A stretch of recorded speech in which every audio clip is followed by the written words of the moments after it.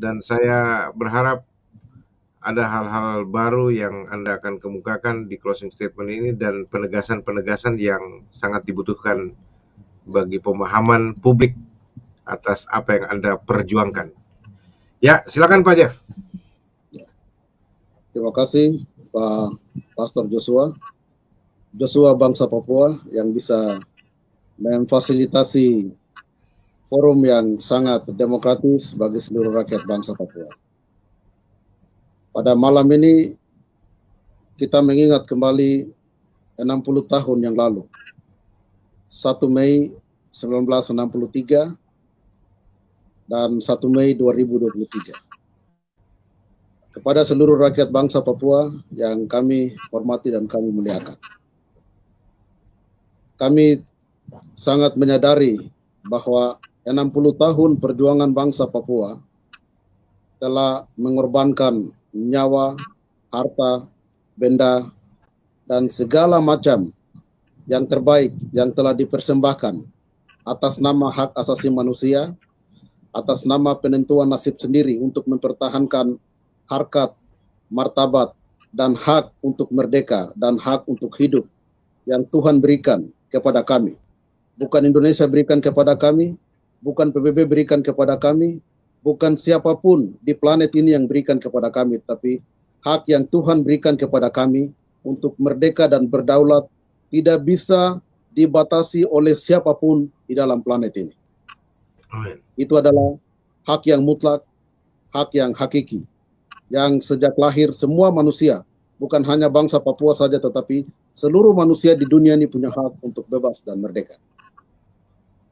Realitas 60 tahun sudah kita menyadari bahwa Indonesia ada di Papua dalam konteks integrasi, tetapi dalam konteks rakyat Papua dan realitas hidup dari penjajahan, militeristik, pembunuhan, pelanggaran HAM, realitas yang kita hadapi, bahkan sampai dengan semua asumsi-asumsi politik, aspirasi rakyat Papua secara demokratik yang disampaikan oleh seluruh organisasi perjuangan bangsa Papua secara adil, secara martabat sudah kita lakukan selama 60 tahun.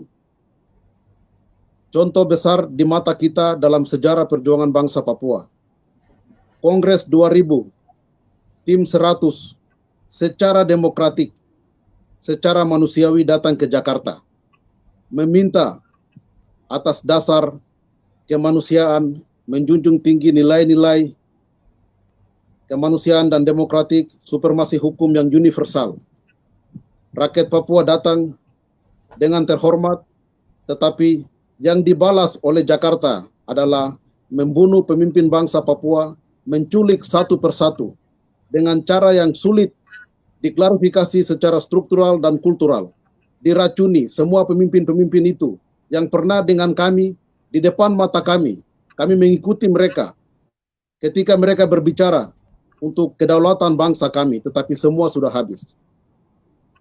Itu adalah realitas di mana selama 60 tahun kami bisa mengenal siapa itu Indonesia.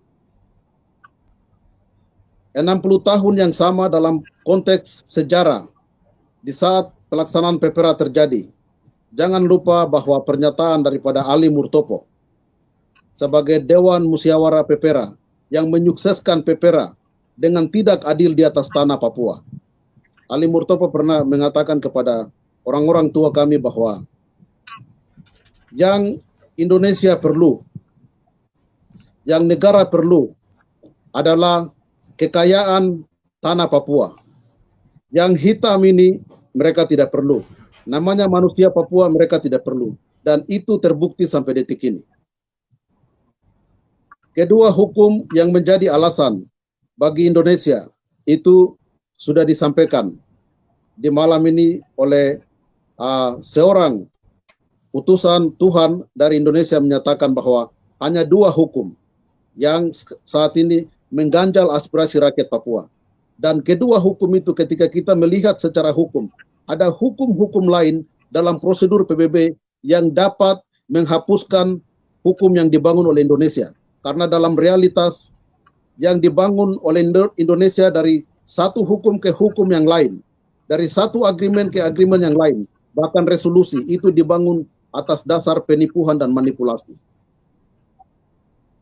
Oleh sebab itu, kepada seluruh rakyat bangsa Papua, bahwa kita punya harapan, kita punya masa depan untuk menentukan hak kami.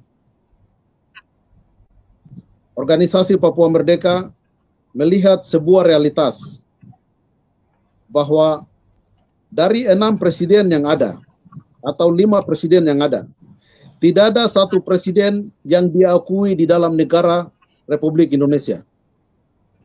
Terbukti bahwa Bapak Forkorus juga ditahan, NRFPB juga tidak diakui. Ini realitas. Terbukti bahwa pemerintahan sementara yang dibentuk oleh Beni Wenda juga tidak diakui dan tetap masih dikejar dan ditangkap. Apalagi presiden-presiden yang lain, pemerintahan-pemerintahan yang lain, organisasi-organisasi yang lain. Itu artinya bahwa ada kolonisasi di atas tanah Papua. Kalau masih ada perang, kalau masih ada pembunuhan, penculikan, pelanggaran hak asasi manusia, di mana dari semua LSM lokal, LSM internasional memiliki rekod data yang jelas sampai ke Perserikatan Bangsa-Bangsa, tetapi Komnas HAM Indonesia juga tidak mampu menyelesaikan semua kasus-kasus pelanggaran HAM di atas tanah Papua.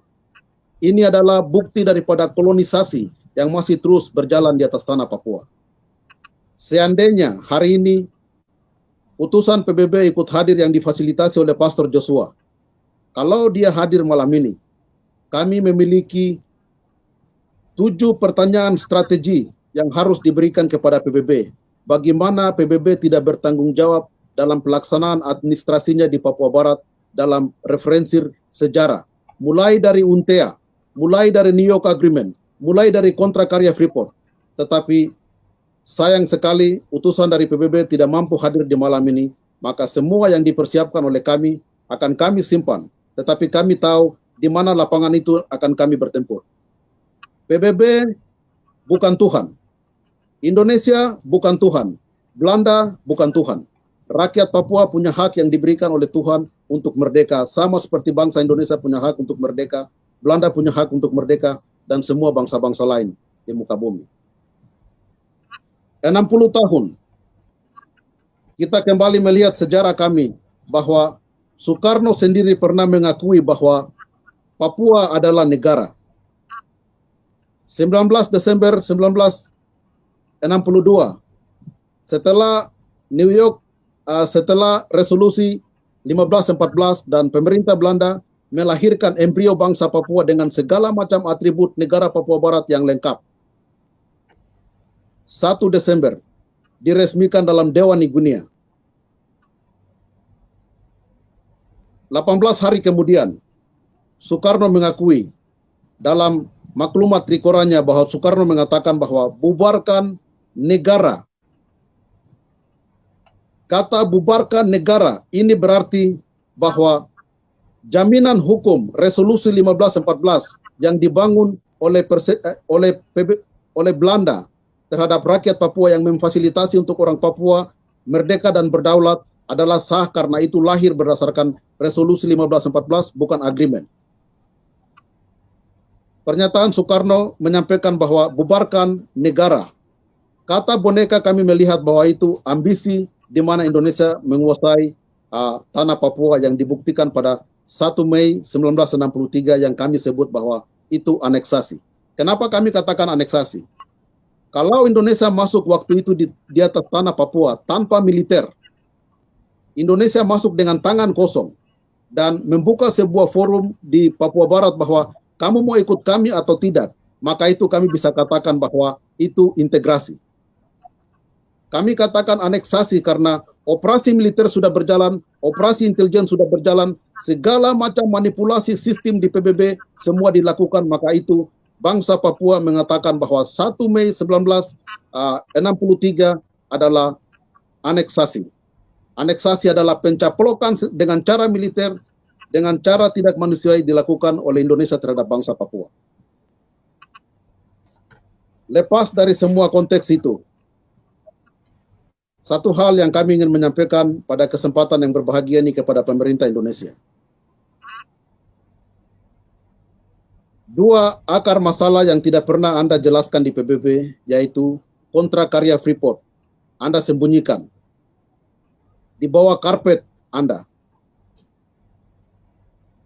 Dalam kontrak karya Freeport, pembangunan Repelita yang dimulai pada 1969 di Indonesia, kami tahu bahwa Jakarta dibangun dengan segala macam jenis pembangunan, pembayaran gaji, dan public activity, dan segala macam yang dibangun di Indonesia adalah hasil kekayaan bangsa Papua yang sudah dikontrak pada 7 April 1967. Kapan negara Indonesia atau salah satu menteri, kalau bukan menteri, salah satu pejabat negara, kalau bukan pejabat negara sampai ke Hansip atau rakyat, menyampaikan terima kasih kepada bangsa Papua yang memelihara Indonesia dengan berlumpuran darah dan air mata, yang bisa menjaga Indonesia, membangun Indonesia, membayar utang piutang Indonesia di luar negeri. Kapan pemerintah Indonesia akan menyampaikan kata terima kasih kepada bangsa Papua?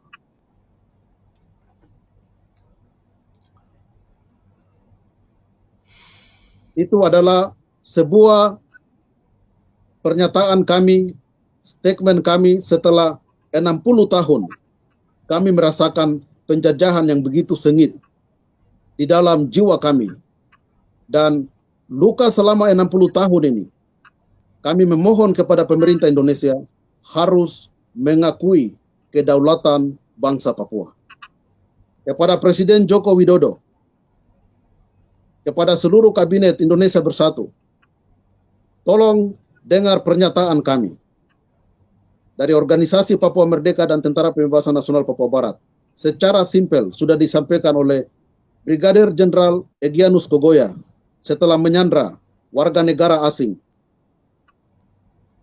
Kami sudah menyampaikan secara adil dan terhormat bahwa Indonesia tolong mengakui kedaulatan bangsa Papua berdasarkan realitas sejarah. Kalau Indonesia tidak mau mengakui itu, tolong Indonesia membuka diri dan kita buka semua dokumen sejarah itu di New York, di PBB. Suatu ketika negara Indonesia, rakyat Indonesia, catat ini kata-kata kami, bahwa Anda akan kehilangan suatu bangsa yang pernah ada di dalam diri bangsa Indonesia. Bangsa yang hitam dan manis, tanah yang penuh dengan madu, tanah yang penuh dengan emas, yang pernah memelihara negara Republik Indonesia. Suatu ketika, bangsa itu akan lepas dan menyatakan goodbye Indonesia. Kepada rakyat Papua, kita tetap berjuang. Kita punya jalan banyak, perang akan kita wujudkan, politik akan kita tempuh, hukum akan kita pergi. Tuhan memberkati, salam merdeka, one people, one soul.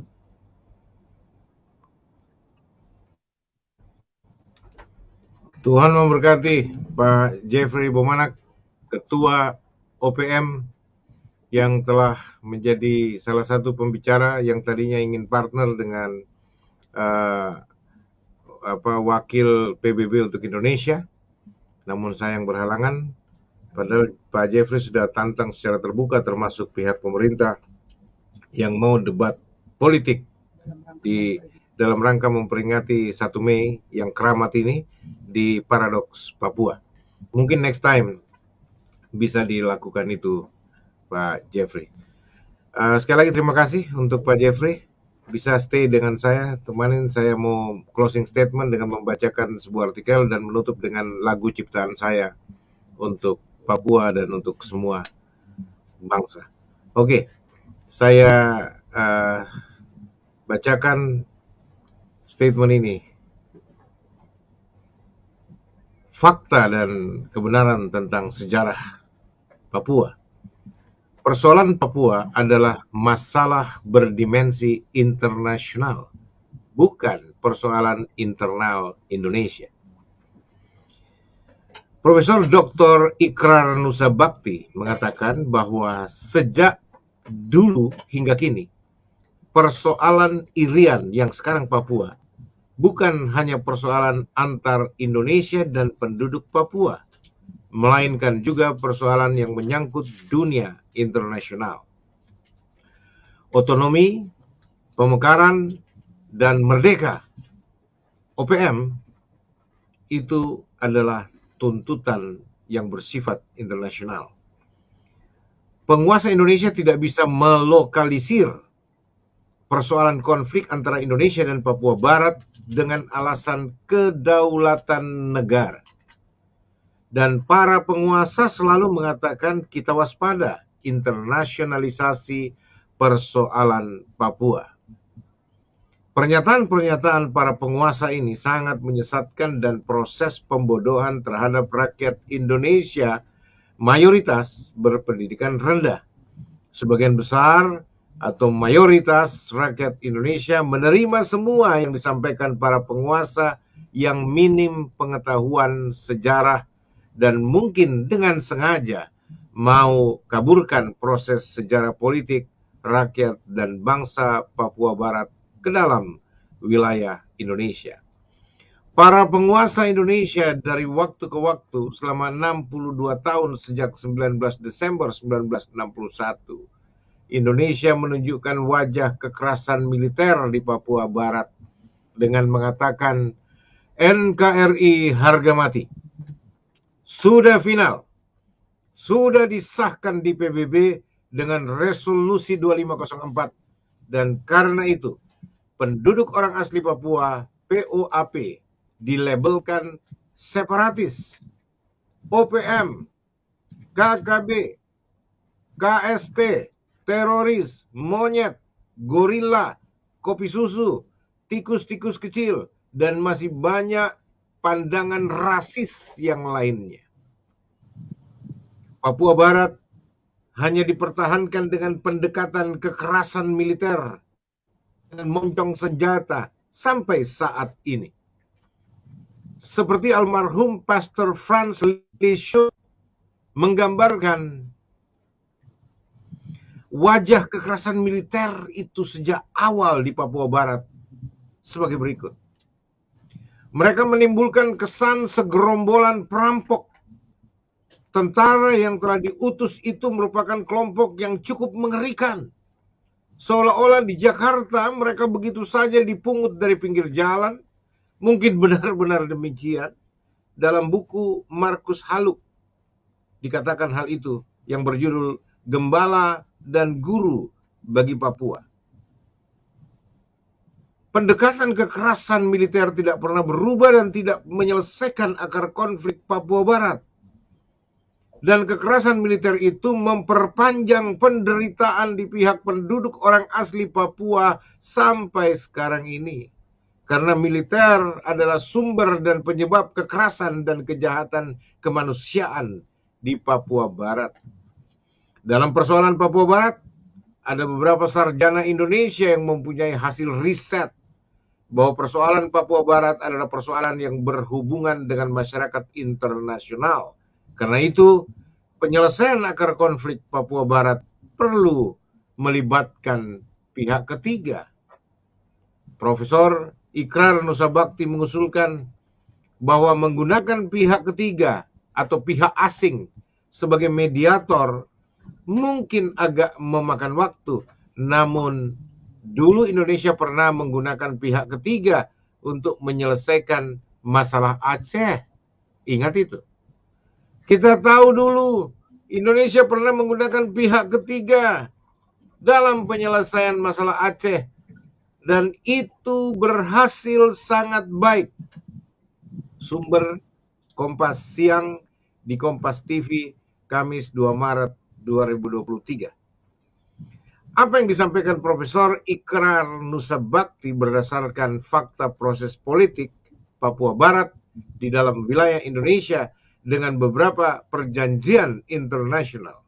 1. Konferensi Meja Bundar KMB, bahasa Belandanya Nederlands Indonesia Ronde Tafel Conferentie, adalah sebuah pertemuan yang dilaksanakan di Den Haag, Belanda dari 23 Agustus hingga 2 November 1949 antara perwakilan Republik Indonesia, Belanda, dan BFO, Bijeenkomst voor Federal Overleg, yang mewakili berbagai negara yang diciptakan Belanda di Kepulauan Indonesia.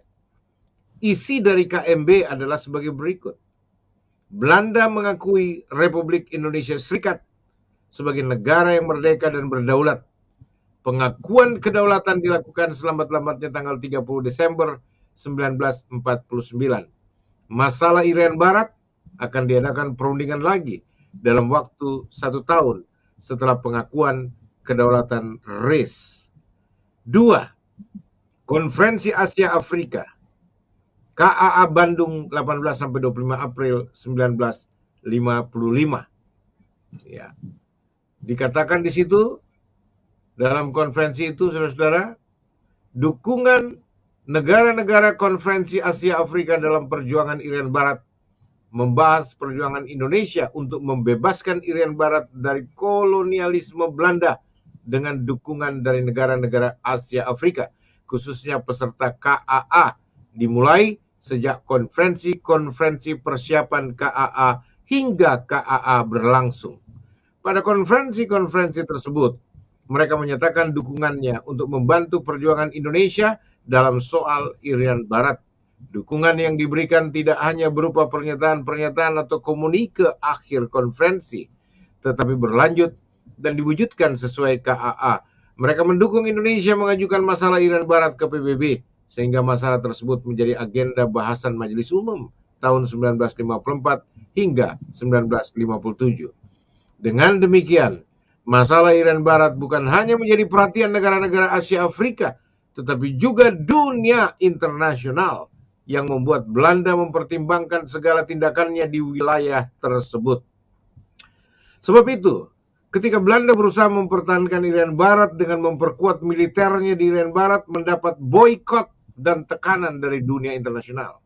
Akhirnya, Belanda bersedia berunding kembali dengan Indonesia hingga sengketa terselesaikan dengan ditandatanganinya persetujuan New York dan pemerintahan sementara PBB menyerahkan kekuasaannya atas Irian Barat kepada Indonesia.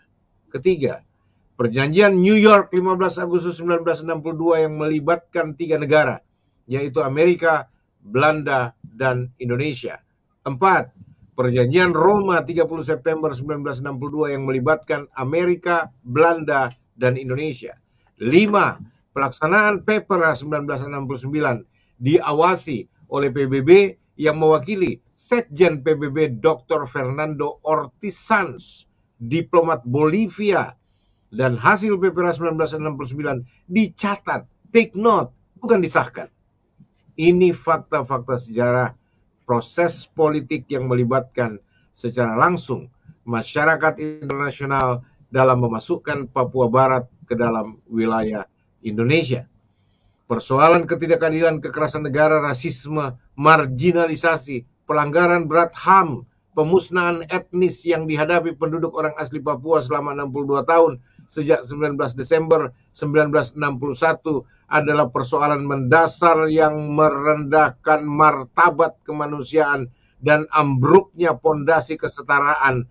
Maka semuanya ini melanggar nilai-nilai universal hak-hak asasi manusia.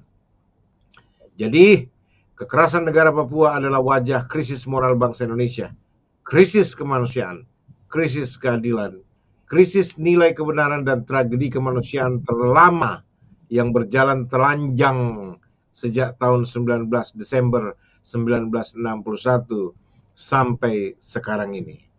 Meskipun kebohongan itu lari secepat kilat, satu waktu kebenaran itu akan mengalahkannya.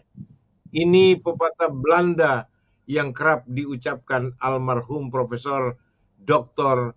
Jacob Alvinus Sahetapi yang dikenal dengan J.E. Sahetapi. Terima kasih. Tuhan memberkati kita. Dan ini tulisan dari seorang pendeta yang sampai sekarang, saya mau bilang supaya saya provokasi dia takut tampil di sini. Dr. Socrates, supaya Anda tampil, Anda tidak boleh takut. Ya, saya sebenarnya nggak mau baca lagi, cuma karena saya lihat ini penting tanggal 1 Mei dan cocok dengan artikelnya, saya jadikan ini penutup, tapi bukan penutup yang finish, karena ada penutup yang finish, ini karya saya sendiri. Sambil kita dengar, yang lainnya bisa dengar baik-baik. Ini karya yang saya ciptakan, dan semoga ini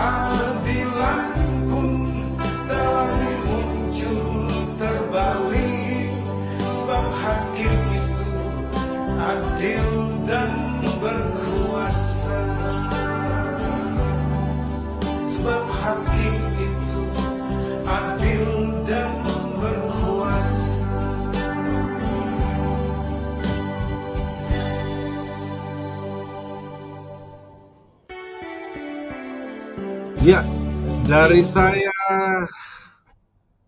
Bishop Joshua Tewu di Jakarta, Indonesia, mengucapkan terima kasih karena Anda sudah menonton selama 5 jam edukasi publik di bidang politik, hukum, dan HAM yang baru saja selesai.